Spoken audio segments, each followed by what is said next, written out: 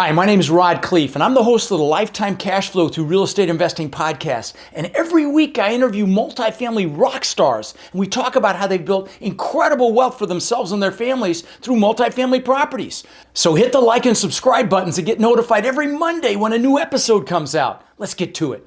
Welcome to another edition of Lifetime Cash Flow Through Real Estate Investing. I'm Khleif, and I am thrilled that you're here, and I'm sure that you're going to get tremendous value from the gentleman I'm interviewing today. His name is Daniel Lichtman, and he's the Director of Acquisitions for Lightwater Capital, and we are going to have a lot of fun today. Welcome to the show, Daniel. Thank you. Thanks, Rod. I'm happy to be here. Excited. Wonderful, wonderful. Well, why don't you just give us a little bit of your background, where you came from, why real estate, maybe how long you've been in the multifamily space, and just kind of bring us current, if you would, please. Sure. So back in about 2014, I actually wasn't in the real estate space. I was in a operations manager of a auto fleet operations here in the Lakewood, New Jersey area. I was also the head of the sales and, was very passionate about what I did. I was discussing with somebody about my sales work, and he said, "Hey, you'd be great at acquisitions." At the time, I didn't know what acquisitions were. I tried Googling it. Nothing really came up. And he said, "Hey, come work for me." He was more into distressed debt and buying, distressed notes and REOs. And I started working for him in 2015. I was there for about 4.5 years, and I really learned everything from the ground up, from the property management, asset management, and obviously acquisitions. I attended numerous conferences, and I really became very passionate about the real estate world. The only issue was that he was more focused on residential single family, and I really wanted to get into the multifamily. So you hear a lot of podcast people that say that they started in single family. By me, by acquisitions, started in more single family, distressed debt, tax liens, etc. And I really started building out a network of people and seeing things on LinkedIn. I really wanted to get more into multifamily. Fast forward to 2019, I took an underwriting course, and I really wanted to focus more on multifamily. I decided to leave the company in January of 2020, right before COVID. A few months later, I joined with another group that was buying, more off-market multifamily. I'll get into that later. And I joined Lightwater Capital in January of 2022, which has since done $130 million of multifamily. $130 million of multifamily in Indiana and Georgia. And that's how I got into multifamily, and I'm excited to be here. Fantastic, fantastic. So would it be accurate to say that your role with Lightwater is more in the investor relations side, or you said you took an underwriting course? Is it more on the underwriting, or is it all are you wearing multiple hats? What roles do you play at Lightwater? Sure. Sure. So my official title is Director of Acquisitions, but I found that in most companies, Director of Acquisitions wear multiple hats.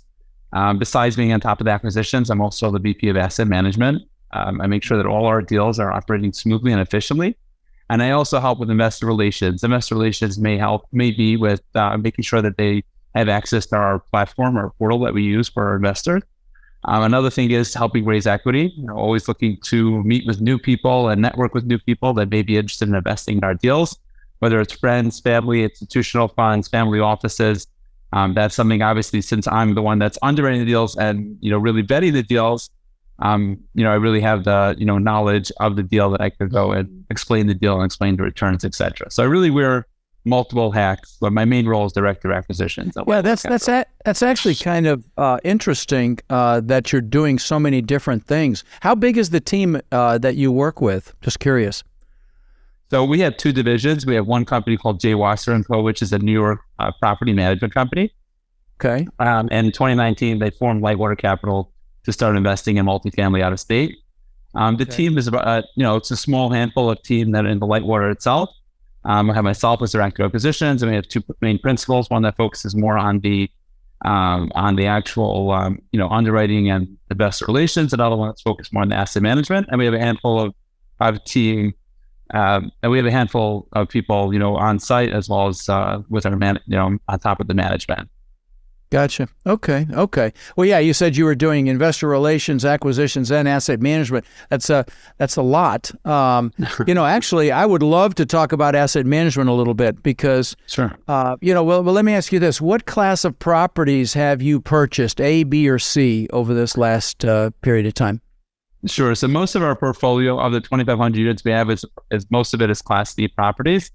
We did purchase a property. We did get into a property in Savannah, Georgia recently. That was a Class A multifamily, but value add opportunity on a second generation lease play. But most of the deals that we've purchased have been more C-class, lighter value add, in place, cash flow with upside. Those are the type of deals that we purchase. And we typically do strategic renovations to improve the property. Sure. With everything happening economically, I've kind of backed away from the C-class assets. I've kind of done a flight to quality only because, my opinion, and that's all it is an opinion, is that demographic that can rent a C asset is getting hammered right now with inflation, with the price of gas, with everything happening.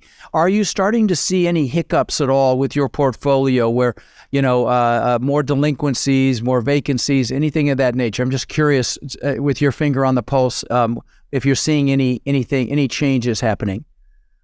Sure. There's definitely been some challenges. We're working through, we've brought a guy in-house to help out with collections and help out with any units that are in eviction, to help out our property management company. Definitely have been, there's definitely been challenges, especially with the fact that they've been making it harder to, get rid of the tenants that are not paying. But we're working through it diligently, and we've, had a lot of success with that. Okay. And forgive me, you told me where these assets were. Could you refresh my memory? Forgive me. Sure. So we have assets in Atlanta, Georgia, Indianapolis, and we have one property in Savannah. We're hoping to expand to that market. Yep. Great. Savannah's fantastic. I love Savannah. Went to a wedding there and didn't realize how beautiful it was along the river. It's just it's a spectacular market. Atlanta's also a great market. I've got an asset in northeast Atlanta. You know what? I think we've got one in Indianapolis with my old partner as well. I should know that. I certainly do, actually. But anyway, So starting out, in your career, were there any epiphanies, any like aha moments in your journey? Like, okay, now I get it. Speak to that. Anything come to mind? Sure. So when I started off my first gig, I should say, in real estate, I was doing more single family and more distressed. Our focus was always, distress. And we never would look at anything that would be, whether it be marketed or be, maybe priced a little bit pricier. We always looked at what we could do to get the best price and the best, deal. And I started realizing after those few years that, maybe there's something to be had that people in the multifamily space are doing. Maybe there's something, to know about it where, maybe a deal that's on the market is not such a bad deal, which we found at Lightwater Capital many times that most of our deals, almost all our deals are through broker relationships, as well as, you really need to learn to pivot.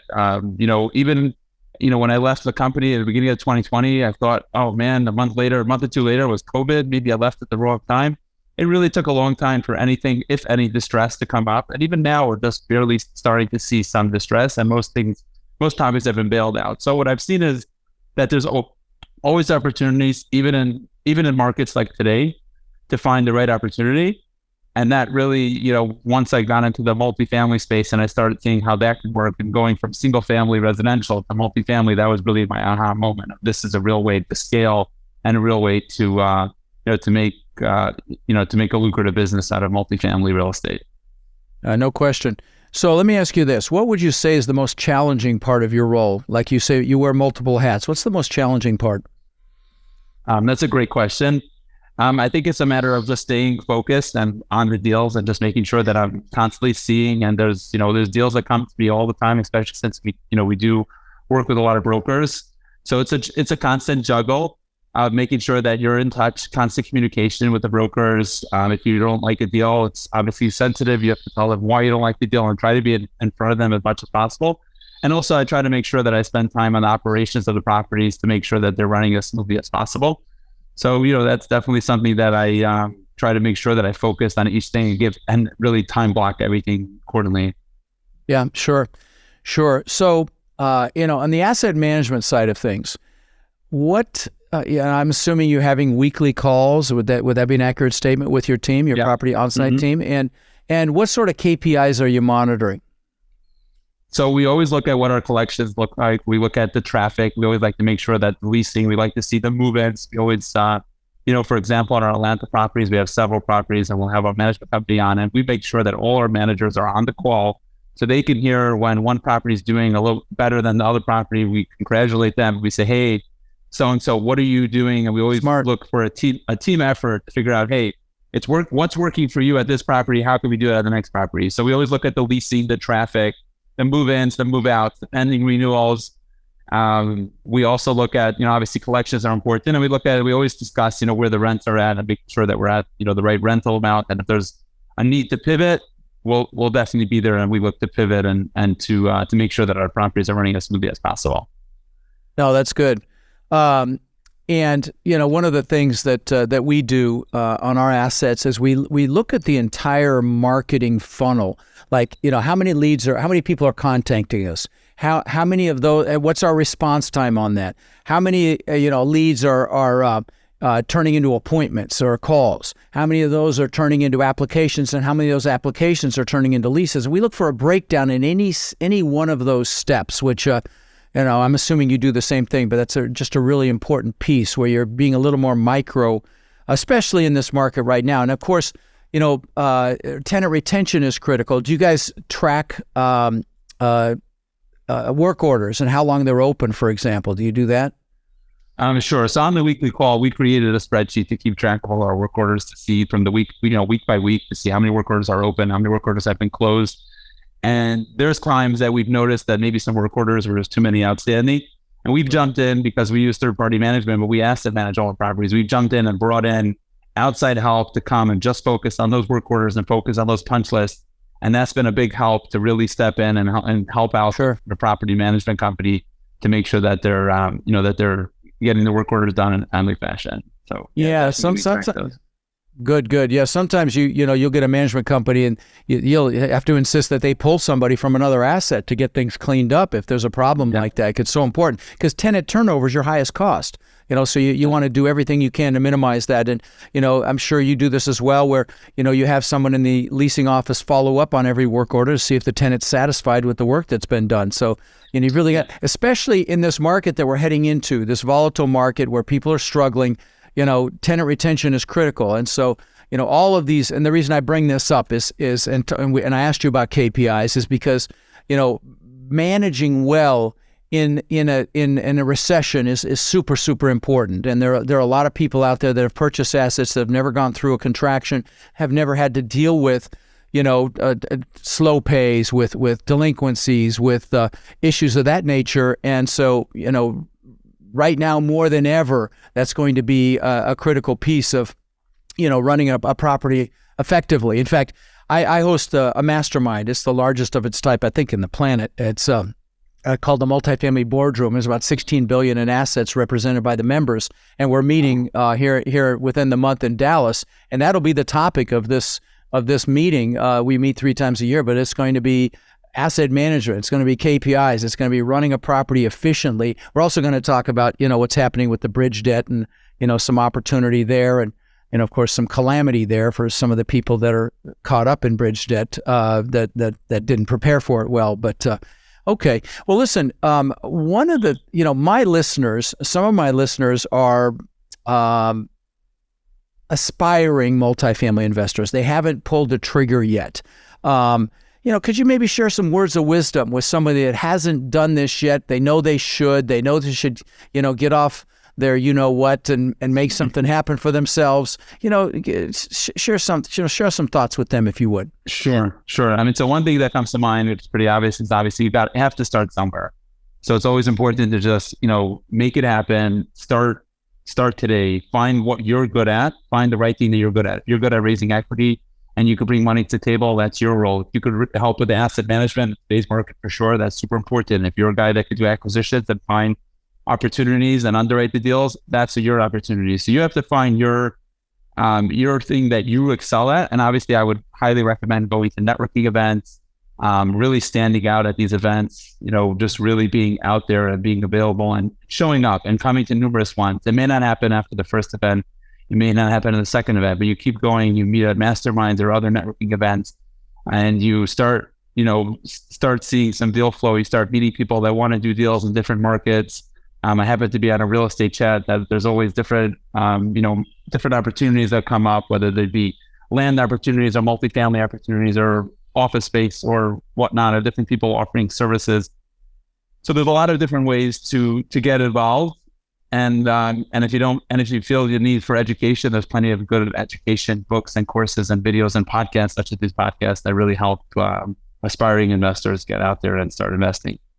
Yeah, you don't know me, obviously. I have literally had tens of thousands of people attend my boot camps, and I just had actually this last weekend had 300 of my students here in Sarasota, 300 of our 1,400 students, and we did a deep dive on underwriting. It was a 2-day. We call them warriors. It was a 2-day warrior event. It was literally just this last weekend, and it was awesome. But I know I do large boot camps. I've got a virtual one coming up in May, 6th and 7th, I believe, and we do one live one a year as well. So certainly you said all the right things. Get up to speed, and really the biggest piece is networking, which is why we did our warrior event, because we discovered. Our students, we discovered, now own upwards of 150,000 units that we know of. And I've only been teaching 5 years and very, very proud of that. And we're trying to count right now to see how many it really is. But we discovered most of those were done between warriors because, as you know, this is a team sport, and that networking is critical. Like you just said, that's the first thing you honed in on, and that's dead on. This business is a team sport. It's who you know. It's more who you know than what you know even. And so, you agree then. Yeah. Definitely. And I would say if somebody goes to these networking events, it may not happen on the first or second time. You have to, meet up with them. You have to learn, people have to learn to trust you and to know you and see your skill set and see what you can do. So, if you go to one and you think, hey, nothing happened from it, follow up, be in touch, show up again. You never know. Maybe it's the second or the third time that you meet with somebody, or you grab a drink with somebody that you're going to hit it off with them and find opportunities to work together and maybe to partner together. And end up, doing deals together. I think that's, Sure. Definitely critical. Absolutely. So, where do you get your juice from, your inspiration? What gets you to jump out of bed in the morning? Tell me what your why is. Sure. So I have, 4 little ones at home here. Oh, you do? Wow. I do. And you may hear them in the background. I heard them. Yeah, I figured that's what it was, but I didn't know you had 4. Holy cow. Yeah, I have 4 little ones at home. They definitely give me a lot of inspiration. My wife helps me also with inspiration and always pushing me to keep going. When's your next deal? When's your next deal closing? I say, honey, we just closed 1 or 2. No, when's the next one? So she's always gives me a lot of inspiration. And and my network of people, I started putting out videos on LinkedIn and some other platforms. And when I go to these networking events, people come out to me that I don't even know necessarily. They say, hey, I saw your video. I like what you're doing. I like your inspiration. And it's not always, not necessarily even pitching what we do necessarily. It's just showing them that I'm a human being, that I'm a personable person. I think that speaks to a lot of people. And always just, keep going and staying positive. I feel like a positive mindset is going to bring positive results. No question. And we, what's awesome is we live the greatest time on earth to create reach. I mean, like you're doing it on LinkedIn, my podcast, 16 million plus downloads. I have the largest multifamily Facebook groups, about 50,000 people in there. And so, it's so many opportunities to create reach right now. And with all these social media, Instagram, TikTok, Clubhouse, LinkedIn, Twitter. And so, it's just an incredible time if you're starting in this business and you don't need millions or thousands of people like I have. You have a few hundred people that you're adding value to and being consistent with adding that value.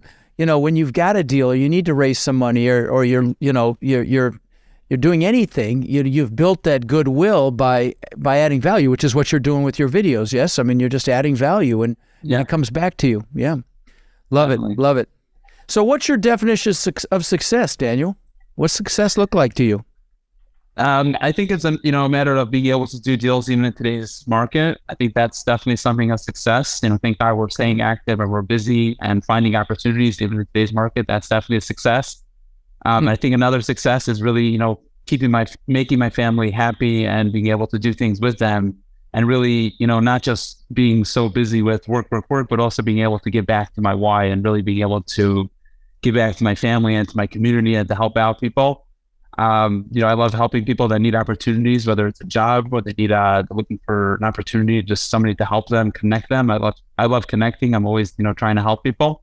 So that definitely gives me a and I will tell you, I will tell you, people that do that, I call that super connector, because when you're connecting people together, that is probably the best way to build a network. When you're at it, when you meet someone, you find out what their needs are, you meet someone else and you're able to put them together. I call that super networking, super connector. And so It sounds like that's what you're doing. That's fantastic. So do you have any favorite quotes or people that you follow that inspire you? Anything come to mind? Do you have any quotes that you live by? So I have two quotes that I typically live by. The first thing is that I usually end my video, I say, go crush it. I like to give that positive vibe of you can do this and go crush it. And I think people resonate to that. Another thing that I have is you got this. I actually have a nice big yellow neon sign hanging in my house that says you got this. And that definitely gives me a lot of inspiration when I wake up in the morning and I see that and I'm ready to go and can take on the world. Nice. It's funny. If someone is interested in my mentorship program, I have them text the word crush to 72345. So I don't know if I stole it from you or you stole it from me, but it worked. I may have stolen it from you because it sounds familiar. Yeah, I tell people, text the word crush if you want to apply to our mentorship program. But no, I love that. So let me ask you this. What book would you say you've gifted the most? Because I'm sure you get people that ask you, about your success or about real estate. Is there a book that you gift or suggest more than another? Yes, there is a book by Bo Berry. He's a real estate broker based in North Florida. And he's here in Florida. I know him well. He's a good guy. That's right. He wrote a book. I forgot. Yeah. What's it called? It slipped my mind right now. Did it? Okay. Yeah, no, I know Bo. He's a great guy. Interesting. It's a great book to teach you how to work with brokers and how to just treat people in general in relationships. And it's definitely a book that I read, several times. It has great inspirations and great stories, and that's something that definitely resonated well with me. I expected Rich Dad Poor Dad or something much bigger than that. But I've had Bo on the show. It's really funny that you say that. Of course, I'm on his email. I get deals up there all the time because I live in Sarasota, so I'm very interested in anything in my backyard here. Love it. So let me ask you this. Have you had any early failures or setbacks, or I call them seminars, I don't call them failures, but have you had any seminars that contributed to your success? Any setbacks, learning experiences? That's why I call them seminars, but you can call them failures if you like. Sure. So I would say my biggest setback was probably January of 2020 when I decided to leave my company that was doing more single family and decided I wanted to go into multifamily space. It was right in the beginning of COVID. I was looking for my next opportunity in acquisitions. It took me a good 5 or 6 months to really find the next opportunity. But what I did during that time, even though it was definitely a very tricky time period, what I did during that time was that I networked. I reached out to many, many people that still remember me today that say, oh yeah, I remember you reached out. It wasn't a good time for us. It wasn't the right opportunity. People weren't sure where the market was headed. But I feel like I took the time to really try to learn. I was underwriting deals and just trying to understand the metrics and the deals better to prepare myself for that, for my next opportunity. So that was definitely, I would say, a setback in the sense that I stepped away from more single family to get into multifamily. Maybe it wasn't as smooth as other people's journey, but thank God I've, gotten into the multifamily space and I love it. I'm happy that I made that change. It's fantastic that you used that opportunity to grow and learn and expand. And a lot of people hunkered down in fear and didn't do anything. But hats off to you for using that opportunity. I had to innovate and pivot. Like I had 800 people scheduled to be in Orlando at a live event. I'm like, holy crap, what are we going to do? And so, I went virtual. I built this studio and literally didn't lose a single person because wow, that's great. I really over-delivered and gave them some incredible resources so that they didn't back out. And but there are times in life when someone has to pivot. They have to innovate and make things happen. And I think we'll see a lot of that in this current economic turmoil, where people are reinventing themselves. I mean, we just had 2 bank failures and another one on the edge. And, so it's kind of a crazy time. So we're going to, it'll be interesting to see where we are a year from now in all of this. But let me ask you one more question. What are some of the most important lessons you felt like you've learned in your life? Or in this business? It can be life, business, whatever you like. It can be personal, it can be business. I think what I've learned is persistency and consistency. I think what's gotten me to this point today has definitely been from being consistent. Just being consistent, going through what I'm doing on a daily basis and trying to improve on it and trying to work on myself and trying to always improve has definitely gotten to where I have gotten today. The way I actually got my current position at Lightwater Capital was through a networking event that I met one of the principals at an event about 6 months before I got this opportunity. And I kept in touch with him and I followed up. And by following up, and I think that's true, in life, I think that's true in business and definitely true in multifamily and acquisition space, that the follow-up at the consistency and the persistency will get you places that maybe will move you apart from the crowd if you just constantly being consistent and persistent. No question. That is one of the most important traits you can have in any business, and certainly in this multifamily business. And, I love the fact that you talked about improving yourself. Learners are earners. I mean, I just spent $30,000 for 2 events in the last, actually more than that, $35,000 for 2 events that I did in the last 5 months. And, and I teach this stuff. And so, we're constantly growing and learning. And frankly, if we're not learning or growing, we're dying. Serious. There's no flat line here. You're either growing or you're dying. So, definitely. But listen, Daniel, I appreciate you coming on the show, brother. This has been a lot of fun and you've added value, and, congratulations on everything that you've accomplished, my friend. Thank you, Rod. I appreciate it. And congratulations to you. And keep crushing it and go get it. And have a great weekend. I appreciate it. Oh, that's funny. You ended with your quotes. I love it. Thank you. You as well. I'm actually going to Japan tomorrow, so I'll be busy for a couple weeks. Anyway, be well. Thank you, my friend. Bye-bye. Take care. So one other quick thing. We encounter so many people that are frankly frustrated. They're looking in the mirror and they're frustrated that they haven't been able to escape the rat race. They haven't been able to build cash flow to the point where they're able to have financial and time freedom with their families.